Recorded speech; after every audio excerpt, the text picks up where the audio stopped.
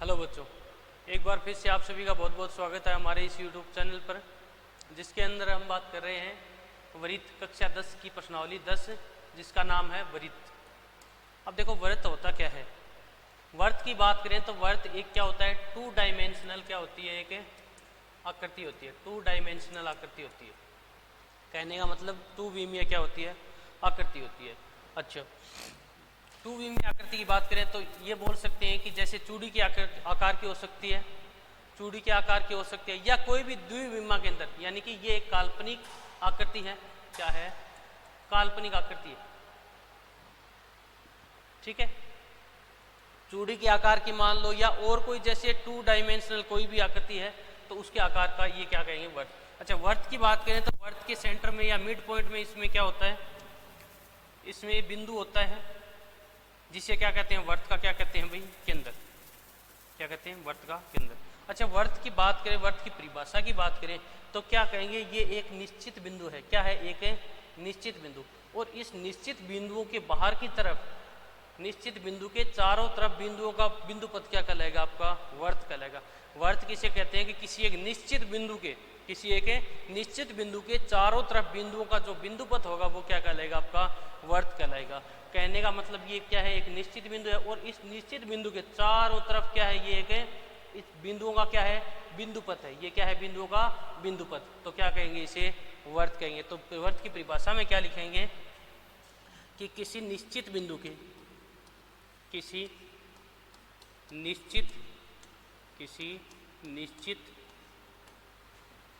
निश्चित बिंदु के चारों ओर, किसी निश्चित बिंदु के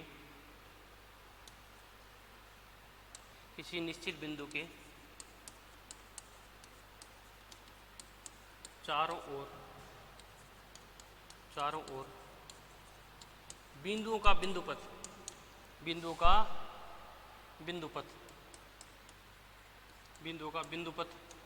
क्या कहलाएगा, आपका वृत्त कहलाएगा भाई। कहने का मतलब किसी एक पॉइंट को पकड़कर और उसके चारों ओर क्या करेंगे, चारों ओर हम क्या करेंगे, बिंदुओं का एक बिंदु पथ देखेंगे तो वो क्या कहलाएगा, हमारा वृत्त कहलाएगा। जो मिड पॉइंट है यानी जो निश्चित बिंदु वो हमारा क्या कहलाएगा, केंद्र कहलाएगा। वृत्त का क्या कहलाएगा भाई, केंद्र कहलाएगा। ठीक है, ये वृत्त का क्या है, केंद्र है। वृत्त का क्या है, केंद्र। और ये चारों ओर क्या है, इसका बिंदुओं का बिंदु पथ। यदि हम बात करें इस केंद्र से इसके चारों ओर ये बिंदु का पथ, इसे कहते हैं परिधि। वृत्त की परिधि क्या कहेंगे, वृत्त की परिधि। बीच वाले निश्चित बिंदु को, इस निश्चित बिंदु को क्या कहेंगे, निश्चित बिंदु को क्या बोलेंगे, केंद्र बोलेंगे। निश्चित बिंदु को केंद्र। जबकि इस निश्चित बिंदु के चारों तरफ जो बिंदु का पथ है, बिंदु पथ है, वो क्या कहलाएगा, आपका परिधि कहलाएगा। क्या कहलाएगा, परिधि। आपको बात समझ में आ रही होगी कि क्या कहेंगे, निश्चित बिंदु को, किसी भी निश्चित बिंदु के चारों तरफ बिंदु पथ क्या कहलाएगा, वृत्त कहलाएगा। और ये जो निश्चित बिंदु है ये क्या कहलाएगा, वृत्त का केंद्र कहलाएगा। वृत्त का क्या कहलाएगा, केंद्र। और ये जो बिंदु पथ है चारों तरफ, ये क्या कहलाएगी, वृत्त की परिधि। यदि अब हम बात करें कि ये जो निश्चित बिंदु है, इस निश्चित बिंदु तथा इस वृत्त की परिधि, इस निश्चित बिंदु तथा वृत्त की परिधि के बीच में, इन दो में से, कहने का मतलब ये निश्चित बिंदु ले लिया और ये जो वृत्त की परिधि है, इसके किसी बिंदु को, इन दोनों को यदि आपस में मिलाएंगे तो वो वृत्त की क्या कहलाएगी, त्रिज्या कहलाएगी। क्या कहलाएगी, वृत्त की रेडियस कहलाएगी। क्या कहलाएगी, वृत्त की त्रिज्या कहलाएगी। जैसे देखो यहाँ पर क्या किया है, वृत्त के केंद्र और इस परिधि के किसी बिंदु को मिलाया है तो ये वृत्त की क्या कहलाएगी, त्रिज्या कहलाएगी। क्या कहलाएगी भाई, वृत्त की त्रिज्या कहलाएगी। ठीक है, चलो आगे बात करते हैं।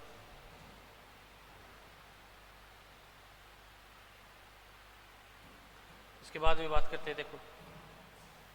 अच्छा, हमने बात कर ली कि इसके सेंटर को क्या बोलेंगे, इसके बीच के बिंदु को क्या बोलेंगे, केंद्र बोलेंगे।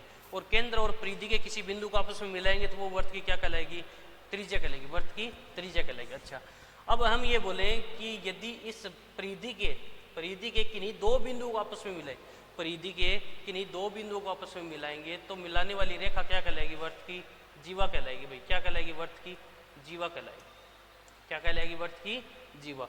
जीवा किसे कहेंगे कि किसी भी वृत्त की परिधि के किन्हीं दो बिंदुओं को आपस में मिलाने पर क्या कहलाएगी, वो वृत्त की जीवा कहलाएगी। क्या कहलाएगी, वृत्त की जीवाएं। तो देखो वृत्त के अंदर जीवाएं कितनी खींच सकती है, तो परिधि के ऊपर कितने बिंदु, अनंत बिंदु, कितने बिंदु, अनंत बिंदु। तो तो इन्हीं अनंत बिंदुओं को मिलाने पर क्या प्राप्त होगी, हमें जीवा प्राप्त होगी। क्या प्राप्त होगी, जीवा प्राप्त होगी। तो इस प्रकार हम कितनी ही क्या खींच सकते हैं, जीवाएं खींच सकते हैं। किसी भी वर्त में अनंत क्या खींच सकते हैं भाई, जीवाएं। तो जीवाएं क्या खींच सकते हैं, अनंत खींच सकते हैं। चलो भाई इसके बाद में देखो, वर्त के अंदर क्या खींच सकते हैं, अनंत जीवाएं। मतलब परिधि के किन्हीं दो बिंदुओं को मिलाने पर हमें क्या प्राप्त होगी, जीवा प्राप्त होगी। क्या प्राप्त होगी, जीवा।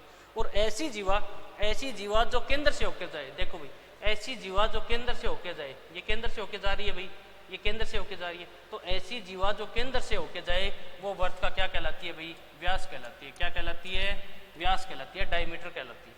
बात आ गई होगी समझ में कि ऐसी जीवा जो वर्त के केंद्र से होकर जाए क्या कहलाएगी, वर्त का व्यास। या दूसरी भाषा में ये कहें कि सबसे बड़ी जीवा, क्या कहें, सबसे बड़ी जीवा, वर्त की सबसे बड़ी जीवा क्या कहलाएगी, वर्त का व्यास कहलाएगी भाई। क्या कहलाएगी, वर्त का व्यास कहलाएगी। अच्छा व्यास और त्रिज्या के बीच में एक रिलेशन होता है कि व्यास जो होता है, ये जो व्यास जो होता है वो क्या होता है, त्रिज्या का क्या होता है, 2 गुना होता है भाई। त्रिज्या का क्या होता है, 2 गुना होता है। आगे होगी बात समझ में। कहने का मतलब कि ये आपका वृत्त है, ये क्या है, वर्त है। अगर आपको त्रिज्या बोल दे कि 2 सेंटीमीटर है, क्या है, 2 सेंटीमीटर, अगर इसका व्यास निकालना हो तो इसका क्या कर देंगे, दुगुना कर देंगे। मतलब ये क्या होती है, आधी होती है। तो ये भी कितना होगा, 2 सेंटीमीटर। टोटल कितना हो गया, टोटल कितना हो गया, 4 सेंटीमीटर हो गया। तो व्यास कितना हो जाएगा, त्रिज्या का 2 गुना हो जाएगा। व्यास क्या हो जाएगा, त्रिज्या का 2 गुना। चलो ठीक, आगे बात करते हैं। आगे देखो अब हमने क्या कहा कि वृत्त के सेंटर में क्या होता है भाई, सेंटर में क्या होता है, केंद्र होता है। सेंटर में क्या होता है, केंद्र होता है, ठीक है। और सेंटर से यानी कि केंद्र से परिधि के किसी बिंदु को मिलाने पर हमें क्या प्राप्त होगी, त्रिज्या प्राप्त होगी, ठीक है भाई। अब देखो इस प्रकार से यदि त्रिज्या, इस प्रकार से ये एक त्रिज्या होगी, ये 2 त्रिज्या होगी। अगर ऐसी आकृति दिखाई दे, वृत्त के अंदर ऐसी आकृति दिखाई दे तो ये वृत्त को क्या कर देती है, 2 भागों में बांट देती है। मतलब 2 त्रिज्याएं मिलकर इस वृत्त का क्या कर दिया, खंड कर दिया, यानी कि टुकड़ा कर दिया भाई। तो त्रिज्या के द्वारा किया गया खंड या टुकड़ा क्या कहला जाए, त्रिज्या खंड।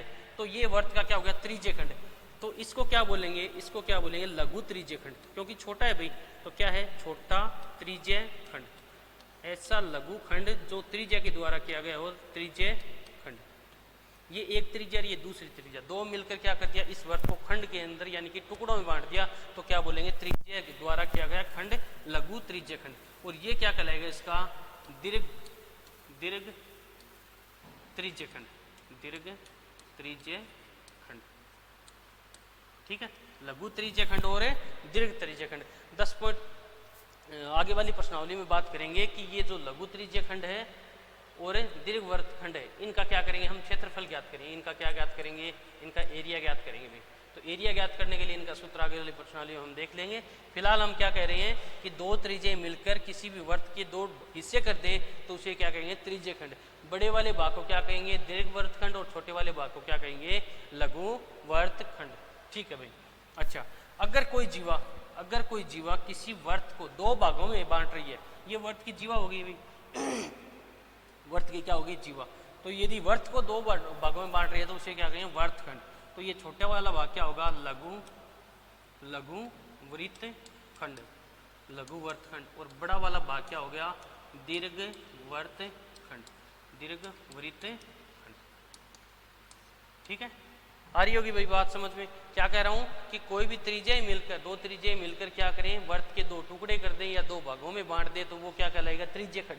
छोटे वाले को लघु और बड़े वाले को दीर्घ वर्त त्रिज्या खंड। और यदि कोई जीवा किसी वर्त को 2 हिस्सों में बांट दे तो छोटे वाले को क्या कहेंगे, लघु, और बड़े वाले को क्या कहेंगे भाई, दीर्घ वर्त खंड, ठीक है। आगे बात करते हैं। आगे देखो अब बात करते हैं कि कोई भी वर्त को, किसी भी वर्त को कोई रेखा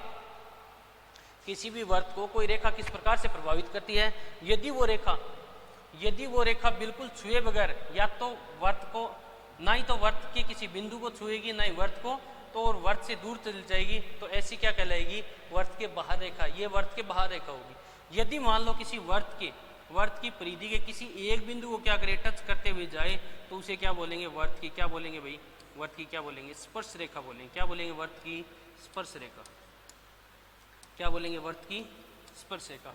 यदि वृत्त की किसी परिधि के किसी बिंदु को स्पर्श करते हुए जाए, टच करते हुए जाए, तो उसे क्या बोलेंगे, वर्त की स्पर्श रेखा बोलेंगे। और स्पर्श रेखा जो होती है वो वृत्त के केवल और केवल एक बिंदु को, केवल और केवल एक बिंदु पर क्या करती है भाई, स्पर्श करती है। कितने बिंदुओं पर है, केवल एक बिंदु पर क्या करेगी, स्पर्श करेगी। ठीक है, यदि एक से ज्यादा ये बोले कि दो बिंदुओं से गुजरेगी तो वो क्या कहलाएगी भाई, तो वो छेदक रेखा कहलाएगी। देखो ये एक और है, दो बिंदुओं से होकर जाती है तो क्या कहलाएगी, वृत्त की छेदक रेखा। क्या कहलाएगी, वृत्त की छेदक रेखा। ठीक है, बात आ गई होगी समझ में कि किसी वर्त के एक बिंदु को स्पर्श करते हुए रेखा जाए तो वो क्या कहलाएगी, वर्त की स्पर्श रेखा। जबकि वर्त की छेदक रेखा किसे कहेंगे, वर्त की परिधि पर उपस्थित एक से अधिक बिंदुओं को क्या करे, टच करे, या कहें कि दो बिंदुओं से होकर जाए उसे क्या कहेंगे, वर्त की छेदक रेखा। आगे बात समझ में, जो वर्त के बीचों बीच जाए या वर्त को काटते हुए जाए उसे क्या कहेंगे, वर्त की छेदक रेखा या छेदते हुए जाए। आगे होगी बात समझ में। चलो आगे देखते हैं, आगे देखो। आगे आपके परिमेय 10.1, परिमेय 10.1। तो देखो परिमेय 10.1 क्या कहती है कि किसी वर्त के किसी बिंदु पर, क्या कह रही है कि किसी वृत्त के, किसी वर्त के किसी बिंदु पर स्पर्श रेखा स्पर्श बिंदु से जाने वाली त्रिज्या पर लंब होती है। देखो भाई जैसे जैसे कह रहा है वैसे वैसे एक बार करते हैं। ये क्या कह रही है कि वृत्त के, देखो ये वर्त ले लिया, ठीक है, इस वर्त पर, किसी वर्त के किसी भी बिंदु पर, मान लो कोई बिंदु ले लेंगे, किसी भी बिंदु पर स्पर्श रेखा, देखो स्पर्श रेखा ले लेंगे भाई, ये मान लो हमने क्या ले ली, स्पर्श रेखा ले ली। ठीक है, ये जो स्पर्श रेखा है देखो किसी वर्त के किसी बिंदु पर, ठीक है, वर्त के किसी बिंदु पर, ये मान लो वर्त का क्या है, सेंटर है भाई। ठीक है, वर्त के किसी बिंदु पर स्पर्श रेखा, ये स्पर्श रेखा इस बिंदु पर, स्पर्श बिंदु से, ये जो स्पर्श बिंदु है ये स्पर्श बिंदु है। ठीक है, ये देखो ये क्या है, स्पर्श बिंदु, ये क्या है, इसका स्पर्श बिंदु है, ये इसका स्पर्श बिंदु है। ठीक है, ये स्पर्श बिंदु है। ठीक है, इस स्पर्श बिंदु से जानने वाली, इस स्पर्श बिंदु से जानने वाली त्रिज्या, ये जो स्पर्श बिंदु है इससे क्या आ जाएगी भाई, त्रिज्या जाएगी। देखो देखो देखो,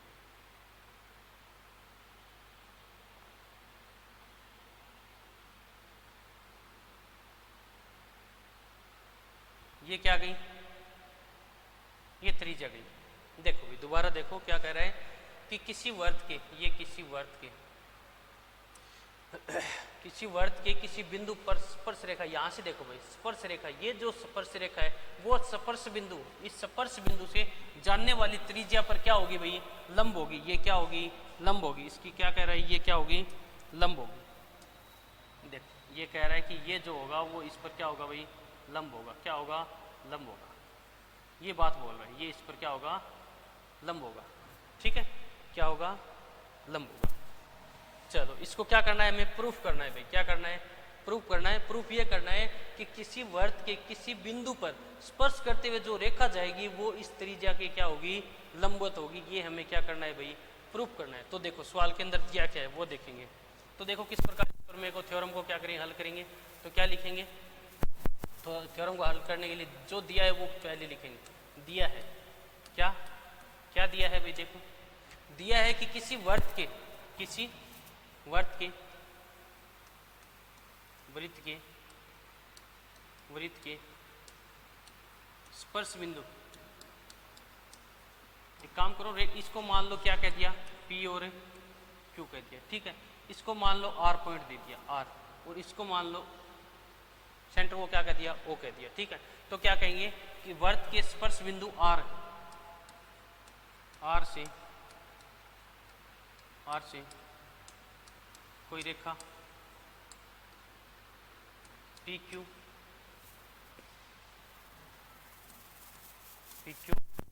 गुजरती, PQ गुजरती है। ठीक है, क्या कहा कि वर्त के स्पर्श बिंदु, या कहें कि परिधि के बिंदु, परिधि के बिंदु R से स्पर्श रेखा क्या गुजरती है भाई, PQ गुजरती है। ठीक है, तो इसे क्या कहेंगे, स्पर्श रेखा PQ। ठीक है भाई, आगे देखो।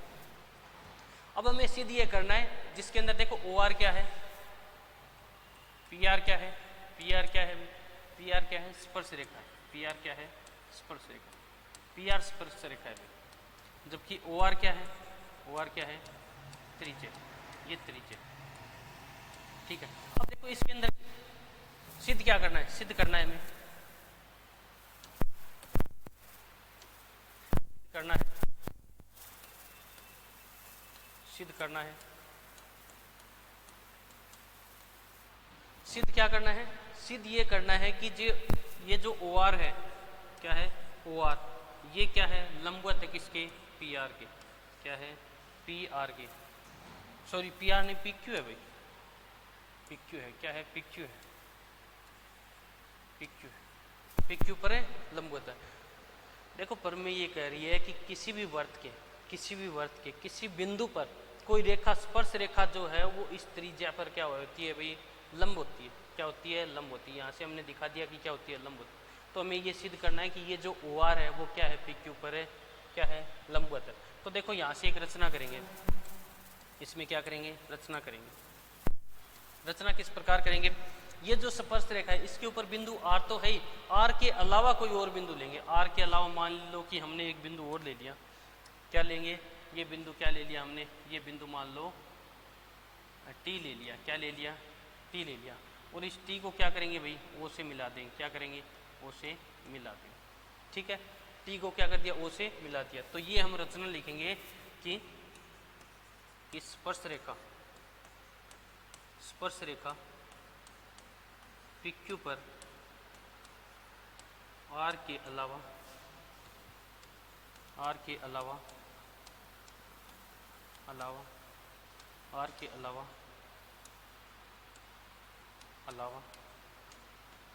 कोई बिंदु, आर के अलावा कोई बिंदु टी लेंगे तथा टी को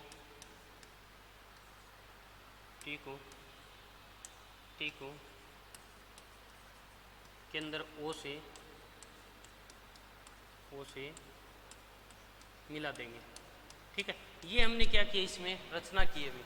देखो रचना क्यों की है, हमें सिद्ध क्या करना है कि पी क्यू पर क्या लंब है भाई, ओ आर है, और हमें पता है कि जब भी कोई चीज़ लंबवत होगी तो वो हमेशा दूरी क्या होगी भाई, एकदम सीधी दूरी होगी। दूरी कैसी होगी, सीधी होगी।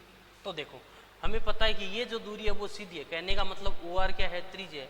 ओ आर यहाँ पर आर बिंदु है, इसके अलावा जो भी हम पॉइंट लेंगे वो वर्त के क्या होगा, बाहर होगा, वर्त के क्या होगा भाई, बाहर होगा। तो यहाँ पर देखो आर के अलावा आप कोई भी पॉइंट ले लो, देखो इस आर के अलावा आप कोई भी पॉइंट लेोगे यहाँ से, तो वो पॉइंट कहाँ आएगा, वर्त के बाहर आएगा। तो देखो चलो ठीक है, आगे देखो, इसके बाद में हम करेंगे उपपत्ति। क्या करेंगे भाई, उपपत्ति, उपपत्ति या क्या कहे, प्रूफ। ठीक है, क्या करेंगे, उपपत्ति या इसको क्या करेंगे, प्रूफ करेंगे। तो देखो प्रूफ करने के लिए हम क्या बोल सकते हैं, प्रूफ करने के लिए क्या बोलेंगे कि ये जो PQ है, स्पर्श रेखा, स्पर्श रेखा, स्पर्श रेखा PQ पर, स्पर्श रेखा PQ पर, PQ पर बिंदु R, बिंदु R के अलावा, R के अलावा, R के अलावा कोई भी बिंदु ले, कोई भी बिंदु ले, उसकी दूरी, कोई भी बिंदु ले,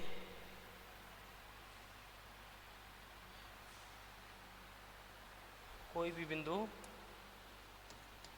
ले और उसे केंद्र ओ से मिलाने पर देखते हैं कि, देखो पेज को थोड़ा और छोटा कर लेते हैं, देखते हैं कि दूरी ओ आर से, जो कि त्रिज्या है, ओ आर से कम होती है, ओ आर से क्या होती है भाई, कम होती है। OR से देखो कहने का मतलब ये जो स्पर्श रेखा PQ है इसके ऊपर आप R के अलावा कोई भी बिंदु ले, R के अलावा कोई भी बिंदु ले, OR से क्या होगी, उसकी दूरी कमी होगी, OR से दूरी क्या होगी, कमी होगी। तो क्या लिख सकते हैं, अतः या अर्थात OR जो है, OR की जो दूरी है वो क्या होगी, OT से क्या होगी, क्या लिखा है, एक मिनट, O से मिलाने पर देखते हैं कि OR से कम नहीं, सॉरी ज़्यादा होगी, दूरी कम नहीं, क्या होगी, अधिकतम होगी, दूरी अधिकतम होगी।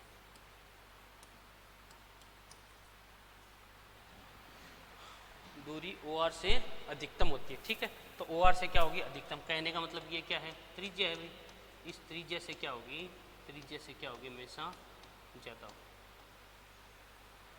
यदि त्रिज्या से ज़्यादा होगी इसका मतलब क्या है, कहने का मतलब न्यूनतम दूरी कौन रखेगा, OR रखेगा, और यदि OR रखेगा तो OR क्या होगा, इस पर क्या होगा, लंब होगा। न्यूनतम दूरी हमेशा क्या होती है भाई, लंबवत होती है। न्यूनतम दूरी क्या होती है, लंबवत होती है, ठीक है।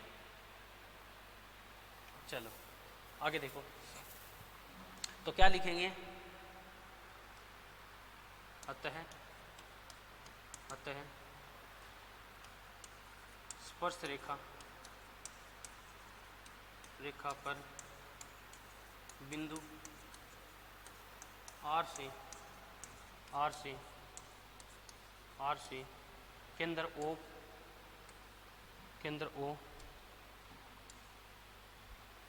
R से केंद्र O तक की दूरी सबसे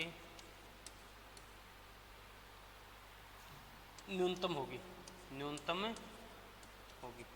और यदि न्यूनतम होगी तो क्या दूरी अगर न्यूनतम होगी तो अतः OR क्या कहेंगे, OR जो है वो क्या होगा, लंबवत होगा, किस पर है, लंबवत होगा, किस पर होगा भाई, PQ पर, लंबवत होगा PQ, ठीक है।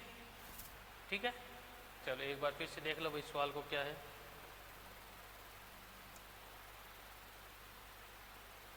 चलो देखो भाई सवाल को एक बार फिर से देख लेते हैं।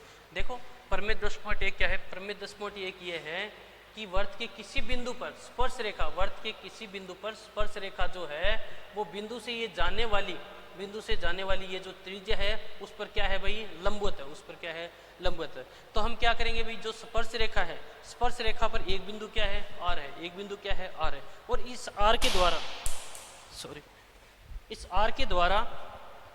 इस R के द्वारा एक और बिंदु मानेंगे, R के द्वारा क्या करेंगे, R के अलावा एक और बिंदु मानेंगे जो कि वर्त के क्या होगा, बाहर होगा। तो हम देखते हैं कि ये जो OR दूरी है वो OT से क्या है भाई, कम है। कहने का मतलब कि सबसे कम जो दूरी होगी वो यही होगी, O और R के बीच की। इसके अलावा आप स्पर्श रेखा पर कोई भी बिंदु मानो, उसकी दूरी हमेशा क्या होगी, इस OR से क्या होगी, ज़्यादा होगी। क्यों होगी भाई, क्योंकि ये जो बिंदु है R वो किस पर स्थित है, वृत्त पर स्थित है। इसके अलावा जो भी बिंदु होगा वो क्या होगा, वृत्त से बाहर होगा, और बाहर होगा तो OR से दूरी उसकी क्या होगी, ज़्यादा होगी। तो ज़्यादा दूरी होगी तो वो कभी भी लंबवत नहीं हो सकता। सबसे कम जो दूरी है वो किसकी है, OR की है, तो क्या बोलेंगे, OR जो होगा वो क्या होगा, PQ के लंबवत होगा, ठीक है। आ गया होगा समझ में, प्रमेय 10.1, ठीक है। इसके बाद में देखो प्रश्नावली पर चलते हैं, प्रश्नावली 10.1 पर। चलो देखो प्रश्नावली 10.1 के अंदर पहला ही सवाल है, क्या कहा है कि एक वर्त की कितनी स्पर्श रेखाएं हो सकती हैं। देखो भाई एक वर्त की कितनी स्पर्श रेखाएं हो सकती हैं, देखो एक वर्त की कितनी स्पर्श रेखाएं हो सकती हैं। देखो हम जानते हैं कि ये जो वर्त है इसकी परिधि पर अनंत बिंदु है, बिंदु कितने हैं, अनंत बिंदु है, और प्रत्येक बिंदु से हम क्या कर सकते हैं, स्पर्श रेखा खींच सकते हैं। कहने का मतलब कि जो स्पर्श रेखा होगी वो एक बिंदु से क्या होगी, स्पर्श करते हुए जाएगी। इसका मतलब इस परिधि पर कितने बिंदु हैं, अनंत बिंदु हैं, तो अनंत स्पर्श रेखाएं हो सकती है, एक, ठीक है, अनंत स्पर्श रेखाएं हो सकती है, ठीक है। तो देखो ये एक, मान लो ये एक स्पर्श रेखा होगी, इसके अलावा ये कोई दूसरी स्पर्श रेखा होगी, ये दूसरी स्पर्श रेखा होगी, इसके अलावा ये कोई तीसरी स्पर्श रेखा होगी। हम अनंत स्पर्श रेखाएं खींच सकते हैं। आप कितनी स्पर्श रेखाएं क्या कर सकते हैं, ठीक है, इस प्रकार से। तो स्पर्श रेखाओं की संख्या की बात करें तो वरित पर स्पर्श रेखाएं जो होंगी वो क्या होंगी भाई, अनंत स्पर्श रेखाएं होती, क्या होती हैं, वो क्या कहा है, किसी वर्त की कितनी स्पर्श रेखाएं हो सकती हैं, तो स्पर्श रेखाओं की संख्या कितनी हो सकती है भाई, अनंत हो सकती है। ठीक है, अनंत स्पर्श रेखाओं, कहने का मतलब कि वर्त की परिधि पर जितने क्या होंगे, बिंदु होंगे, जितने बिंदु होंगे उतनी क्या होंगी इसकी स्पर्श रेखाएं होंगी। ठीक है, आ गया होगा पहला क्वेश्चन समझ में। इसके बाद में देखो दूसरा क्वेश्चन, दूसरे क्वेश्चन की बात करें तो दूसरा क्वेश्चन, अच्छा दूसरे क्वेश्चन में रिक्त स्थानों की पूर्ति कीजिए। क्या कीजिए, रिक्त स्थानों की पूर्ति। तो किसी वर्त की स्पर्श रेखा, किसी वृत्त की, देखो भाई किसी वर्त की ले लेते हैं भाई, किसी वर्त की, ये मान लो कोई वर्त है, इस वर्त की स्पर्श रेखा भी ले ली भाई, ये स्पर्श रेखा ले ली, ये जो स्पर्श रेखा है चलो ये वर्त है भाई, क्या है, वृत्त है, और ये वर्त की क्या ले ली, स्पर्श रेखा। ठीक है, ये वर्त है, ये वर्त का केंद्र है, और ये वर्त की क्या ले ली, स्पर्श रेखा। तो क्या कह रहा है, किसी वर्त की स्पर्श रेखा उसे डैश डैश, इसका मतलब ले लेते कितने बिंदुओं पर प्रतिच्छेद करेगी, कितने बिंदुओं पर क्या करेगी, प्रतिच्छेद करेगी। तो हम जानते हैं भाई किसी भी वर्त की जो स्पर्श रेखा है वो केवल और केवल एक बिंदु पर क्या करती है, स्पर्श करती है। अगर एक से ज्यादा बिंदुओं पर स्पर्श किया तो उसे स्पर्श रेखा न कहकर क्या कहेंगे, छेदक रेखा कहेंगे। क्या कहेंगे, छेदक रेखा। तो इसके लिए क्या कहेंगे, केवल और केवल एक बिंदु पर क्या करती है भाई, स्पर्श करती है, एक बिंदु पर स्पर्श करती है। तो यहाँ पर इसका आंसर क्या आ जाएगा, एक बिंदु पर, क्या आ जाएगा, एक बिंदु पर। ठीक है, समझ में आ गया होगा भाई, किसी भी वर्त की जो स्पर्श रेखा है वो उस वर्त के केवल और केवल एक बिंदु पर क्या करेगी, स्पर्श करेगी। अगला क्वेश्चन देखो भाई, वर्त को दो बिंदुओं पर प्रतिच्छेद करने वाले रेखा को, देखो भाई अभी कहा था कि किसी भी वर्त के दो बिंदुओं को प्रतिच्छेद करेगी, या तो उसे क्या कहेंगे भाई, या तो छेदक रेखा कहेंगे, या उसे क्या कहेंगे भाई, जीवा भी बोलते हैं। क्या बोलते हैं, जीवा। जैसे ये कोई वर्त है, इस वर्त का मान लो एक ये बिंदु होगा, एक ये बिंदु, इन दोनों बिंदुओं को मिलाते हुए कोई रेखा जाएगी या काटते हुए जाएगी तो वो क्या कहलाएगी, वर्त की जीवा कहलाएगी। क्या कहलाएगी, वर्त की जीवा। तो इस प्रकार हम किसी भी वर्त के अंदर जीवाएं कितनी खींच सकते हैं, अनंत जीवाएं खींच सकते हैं। कितनी खींच सकते हैं, अनंत जीवाएं, क्योंकि अनंत बिंदु और अनंत बिंदुओं को आपस में मिलाने पर क्या खींच सकते हैं, जीवा।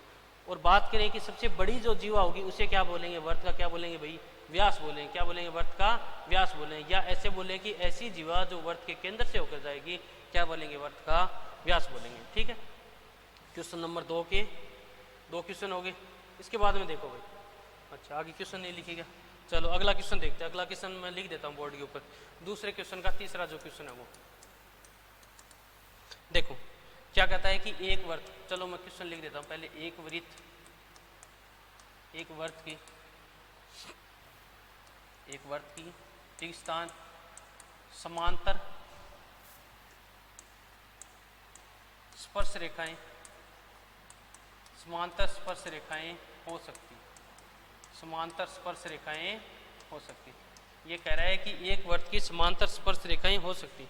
देखो भाई समांतर स्पर्श रेखा हो सकती है, कितनी हो सकती है, चलो देखो बात कर लेते हैं।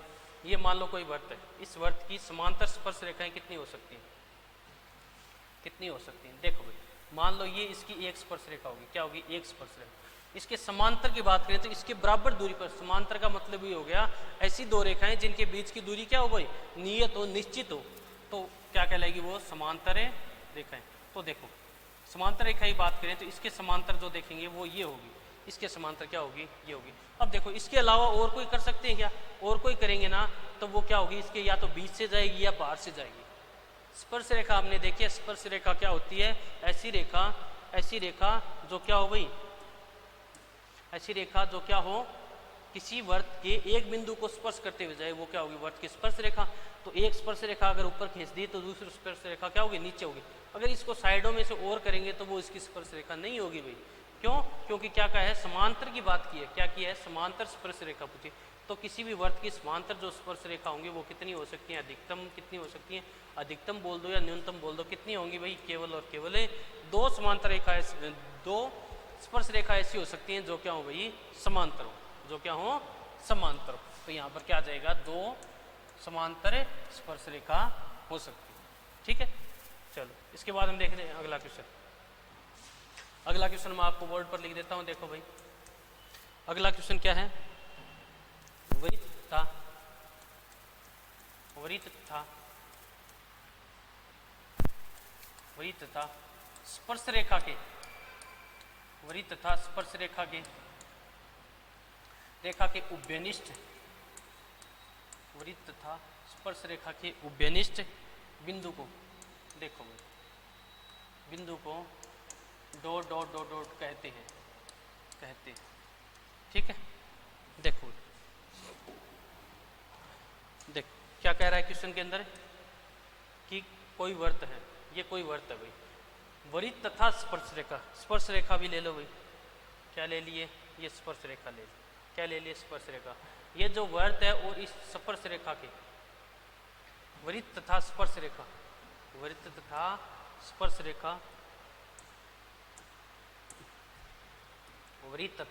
स्पर्श रेखा की उभयनिष्ठ बिंदु। क्या? उभयनिष्ठ का मतलब ये हो गया कि जो किसमें हो, स्पर्श रेखा में भी आए और वृत्त में भी आए। तो हमें पता है भाई किसी भी वर्त का ये क्या हो गया? केंद्र हो गया क्या? अच्छा, तो हम जानते हैं कि किसी भी वर्त को स्पर्श रेखा जो है वो केवल और केवल एक बिंदु पर क्या करती है? स्पर्श करती है। तो ये पूछ रहा है कि ये जो बिंदु है, ये जो एक बिंदु है, उसे क्या कहेंगे? देखो, वर्त के किसी बिंदु को कोई स्पर्श रेखा स्पर्श करती है तो उसे क्या कहेंगे? स्पर्श बिंदु कहेंगे। क्या कहेंगे? स्पर्श बिंदु, क्योंकि उस बिंदु क्या करिए? स्पर्श कर रही है, इसलिए उसे क्या कहेंगे? स्पर्श बिंदु। तो यहाँ पर इन दोनों के बीच का जो उभयनिष्ठ जो बिंदु होगा उसे क्या कहेंगे? स्पर्श बिंदु बोलेंगे। क्या बोलेंगे भाई? स्पर्श बिंदु बोलेंगे। क्या बोलेंगे? स्पर्श बिंदु। ठीक है, चलो क्वेश्चन नंबर 4 हो गया दूसरे का। इसके बाद में देखो, इसके बाद में क्वेश्चन नंबर 3 लेते हैं। क्या लेते हैं? Question number 3। देखो भाई 3 नंबर क्वेश्चन क्या है? 3 नंबर क्वेश्चन है कि 5 सेमी त्रिज्या वाले 5 सेमी, चलो मैं पहले क्वेश्चन लिख देता हूँ, उसके बाद में क्वेश्चन को सोल्व करवाऊंगा भाई। देखो, 5 सेमी त्रिज्या वाले एक वृत्त के 5 सेमी वाली त्रिज्या वाले एक वृत्त के बिंदु पर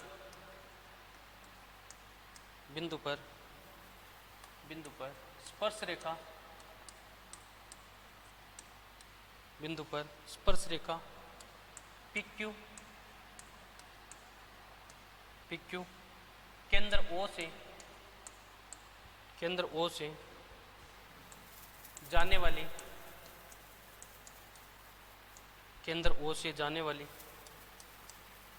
एक रेखा में से बिंदु Q पर इस प्रकार मिलती है,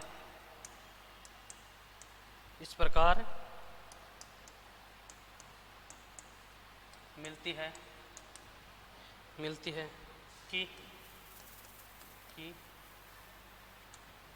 इस प्रकार मिलती है कि OQ बराबर 12 सेमी और PQ की आपको लंबाई ज्ञात करनी है। PQ की लंबाई ज्ञात करनी है। क्या ज्ञात करनी है? लंबाई ज्ञात करनी। ये आपसे पूछिए भाई, PQ की आपसे लंबाई पूछिए। ठीक है, तो देखो भाई, देखो वृत्त की बात की है तो वर्त तो ले लेते हैं भाई। क्या कर लेते हैं? वर्त ले लेते हैं। ये क्या ले लिया? वर्त ले लिया। ठीक है, ये हमने क्या ले लिया? वर्त ले लिया। अब देखो क्या कह रहा है? 5 सेमी त्रिज्या वाले क्या? 5 सेमी त्रिज्या। क्या कह रहा है? 5 सेमी त्रिज्या, 5 सेमी त्रिज्या वाले एक वर्त। तो इसकी त्रिज्या कितनी लेंगे भाई?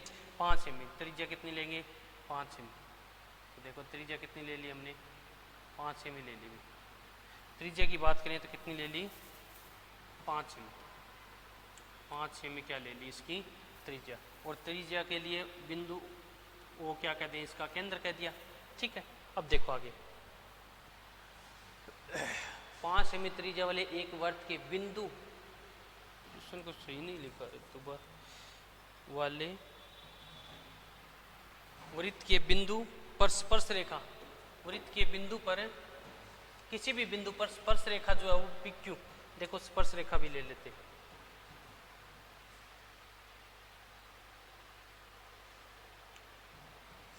एक मिनट,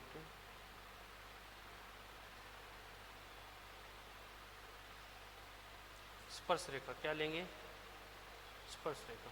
तो देखो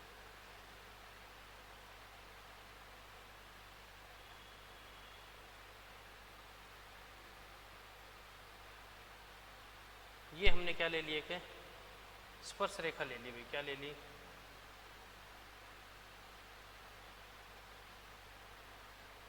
चलो ऐसे ही बना लेते, इसमें टाइम लग रहा है। देख क्या कह रहा है, दोबारा देख लेते हैं, चलो क्वेश्चन को दोबारा देख लो कि 5 सेमी त्रिज्या वाले एक वर्त के किसी बिंदु पर स्पर्श रेखा PQ जो कि केंद्र O से जाने वाली रेखा के बिंदु Q पर स्पर्श करती है। चलो भाई देखो क्या कह रहा है क्वेश्चन, ये कह रहा है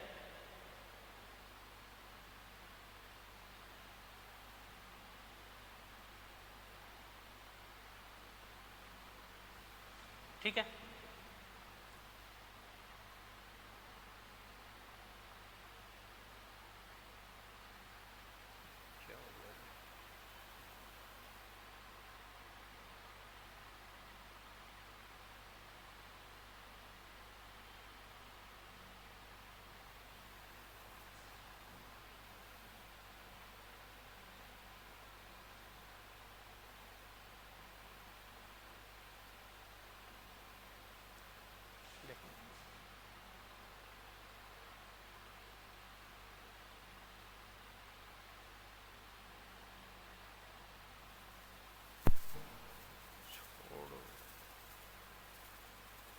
चलो देखो क्या कह रहा है, किसी वर्त 5 सेमी त्रिज्या वाले किसी वर्त के केंद्र से होकर जो जाने वाली रेखा है, इसको नाम दे दिया हमने, ओ नाम दे दिया, क्या नाम दे दिया, ओ, और इसको क्या नाम दे दें, क्यों नाम दे दें। इससे त्रिज्या से होने वाली ये जो स्पर्श रेखा है वो इसको यहाँ पर मिलती है, किस बिंदु पर मिलती है, बिंदु क्यू पर मिलती है, इसको बिंदु क्या बोल देंगे, पी बोल देंगे। और इसको जब हम क्या करेंगे, इसको किससे मिलाएंगे, त्रिज्या से मिलाएंगे, क्या मिला देंगे, त्रिज्या से मिला देंगे। तो ये जो दूरी है ओ क्यू, ओ और क्यू, ये जो दूरी है हमें दी गई है भाई, कितनी दी है, 12 सेमी, कितनी सेमी, 12 सेमी। ये यहाँ से यहाँ तक ये जो दूरी है वो कितनी दी है, 12 सेमी। और त्रिज्या कितनी बोली है, 5 सेमी। त्रिज्या कितनी है भाई, 5 सेमी। हमें ज्ञात क्या करनी है, PQ की लंबाई, PQ की लंबाई। देखो भाई हम जानते हैं कि प्रमेय जो 10.1 थी वो क्या कहती है कि कोई भी जो स्पर्श रेखा है, कोई भी स्पर्श रेखा है वो त्रिज्या पर क्या डालती है भाई, लंब डालती है, क्या करती है, लंबवत होती है। ठीक है, तो क्या लिखेंगे, प्रमेय 10.1 से, प्रमेय 10.1 से क्या बोल सकते हैं भाई, क्या बोल सकते हैं, कोण जो है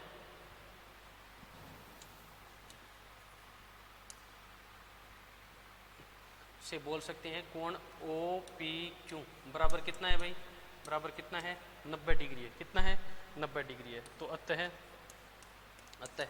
हम बोल सकते हैं कि समकोण त्रिभुज OPQ में देखो हमारे पास क्या बोल दें कि 90 डिग्री सामने वाली भुजा कर्ण बोल सकते हैं। बाकी इन दोनों में से एक को आधार मान लें, एक को क्या मान लें, लंब मान लें। तो क्या है, आधार है, लंब है और कर्ण है और समकोण त्रिभुज है। तो क्या बोल सकते हैं, पाइथागोरस प्रमेय लगा सकते हैं क्या। तो क्या कहेंगे, पाइथागोरस प्रमेय से, पाइथागोरस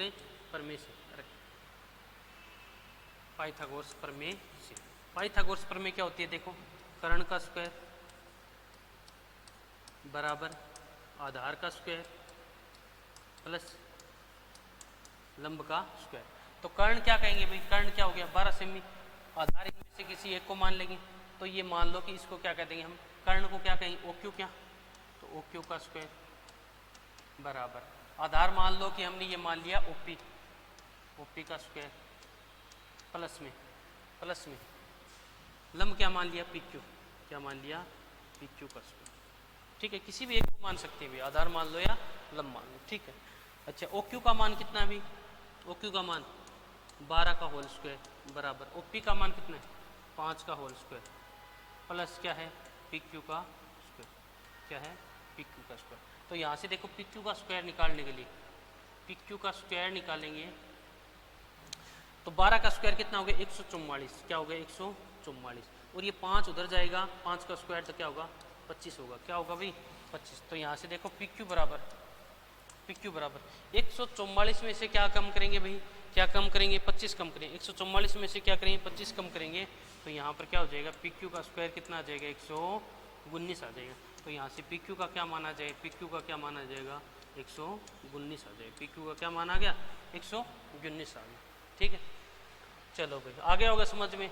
थोड़ा सा इस क्वेश्चन के अंदर, वैसे क्वेश्चन सिंपल है, कोई मुश्किल नहीं है। 10.1 पर में से क्या कहेंगे कि ये जो है ना कोण, ये 90 डिग्री। कैसे भाई, किसी भी स्पर्श रेखा पर त्रिज्या जो होगी वो क्या होगी लंबवत होगी, त्रिज्या क्या होगी भाई लंबवत होगी। ठीक है, ये थोड़ा सा टाइम हमें इसके एलसीडी की वजह से लग गया भाई कि थोड़ा सा वो बना दे, ठीक है कोई बात नहीं।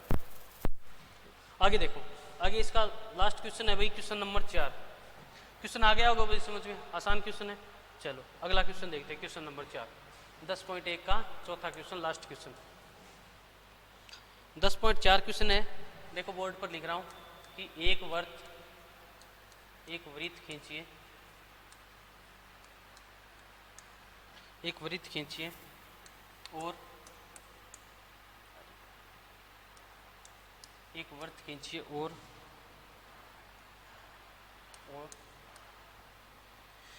एक वृत्त खींचिए और दो एक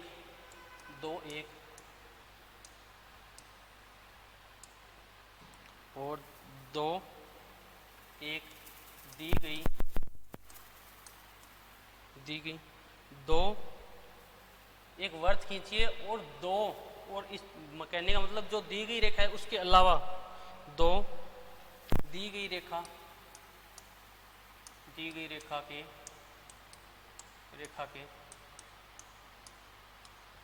के समांतर दो ऐसी रेखाएं खींचिए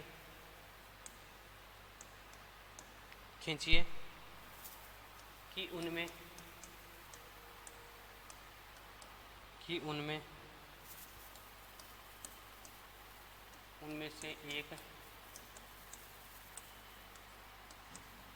उनमें से एक स्पर्श रेखा तथा दूसरी छेदक रेखा हो। क्या हो, देखो भाई, देखो क्वेश्चन में क्या कह रहा है कि वृत्त के अंदर दी गई जो रेखा है, इस प्रकार से एक रेखा दी गई है आपको, ठीक है, क्या दी गई है एक रेखा, ठीक है, ये एक रेखा दी गई। अब ये कह रहा है कि इस रेखा के वह एक वृत्त में रेखा खींचिए, एक वृत्त खींच लिया, ठीक है, और दो एक दी गई रेखा के समांतर, ये मान लो एक रेखा हमें दी गई है, इस रेखा के समांतर, इसी के समांतर दो क्या करनी है हमें, एक तो स्पर्श रेखा और दूसरी क्या खींचनी है भाई छेदक रेखा, क्या खींचनी है छेदक रेखा। तो देखो भाई इसी के समांतर दो और रेखाएं खींचेंगे जो क्या हो, एक तो क्या हो स्पर्श रेखा हो, क्या हो भाई स्पर्श रेखा। तो देखो ये तो क्या होगी इसके समांतर ही है ना, इसी के समांतर करनी है, तो ये क्या होगी स्पर्श रेखा, ये होगी स्पर्श रेखा। और इसी के समांतर एक और क्या करेंगे छेदक रेखा। छेदक रेखा क्या होती है, जो वृत्त को क्या करे भाई दो बिंदुओं को काटते हुए जाए, कहने का मतलब किसी भी जीवा को दोनों तरफ बढ़ा दें, क्या होगी वो उसकी छेदक रेखा होगी। तो इस प्रकार ये प्रश्नावली 10.1 क्या होगी कंप्लीट होगी। आई होप कि आप सभी को भी समझ में आई होगी। अगर आपको समझ में आ रहे हैं, वीडियो अच्छे लग रहे हैं, तो ज़रूर भी कमेंट करके बताया करो, आगे से आगे बच्चों को शेयर किया करो ताकि उनका भी थोड़ा बहुत फ़ायदा हो सके, ठीक है। चलो भाई बहुत बहुत धन्यवाद वीडियो के अंदर बने रहने के लिए, धन्यवाद।